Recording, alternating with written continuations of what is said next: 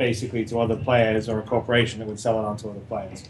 So there's work. So like if you just want to like chart and explore stuff, it's not always yes the big headline is you found a jump point and found a new system, but probably more of what people will be doing is sort of flying like systems and finding illegal mining bases. Yeah, a little asteroid field that's got like a nice seam of minerals that no one else has found or whatever.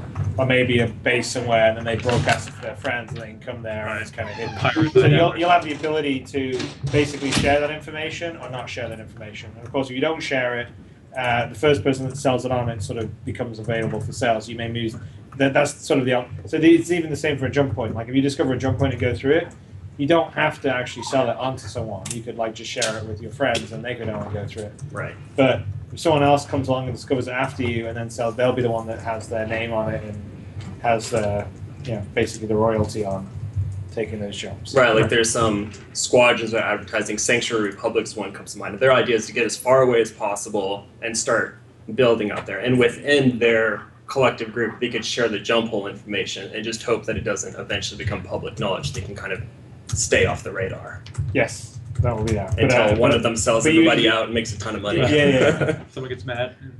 Yeah, and plus, we're gonna have enough obsessive people going around wanting to have a jump point to themselves. And the thing is, if you don't actually turn it in, basically register it with the UEE and get your name on it, someone else that comes and does that, even if they discover it after you, it'll be theirs. You mean like the 200,000 people would be playing 18 hours a day for the first month? Yeah. So That's what I'm saying. Freelancers. So that's the thing. It's like, do you keep it private and hope that no one else is going to discover it, or do you cash it in and make it public, but you can get the recognition and the money right away?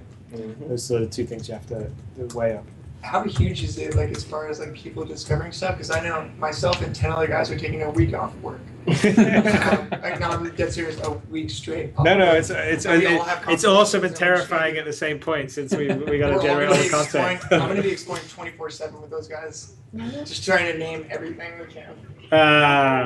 Well, I mean, there's definitely going to be, but we're actually looking at, I think we've got 115 systems now, so we're about 15 more than we actually promised in the campaign. But we're actually looking at some also ways, maybe potentially, of doing some stuff that's also enhancing it with a kind of some level of procedural stuff, not fully, because we want it to be a crafted universe, but to sort of make it easy to sort of flesh out a system pretty quickly. So it's kind of like and will there be combo. Dynamic events, like say I'm in the Boondoggles and it's just like me like exploring with a couple dudes, and all of a sudden it's like, what's up, brand new trading ship, how's it going? Like, well, there's definitely going to be, we'll definitely sort of create, so the way we look at it is we're building the game as this whole set of systems that people work inside a sandbox, and then we sort of run it as like basically an old school dungeon master, where we're occasionally adding like new things to it or create an event. Like there's a natural disaster over here, so there'll be a demand for relief, supplies, etc. And we occasionally we'll add new items or ships, or maybe a location that would be good to fight over, a jump point or something like that.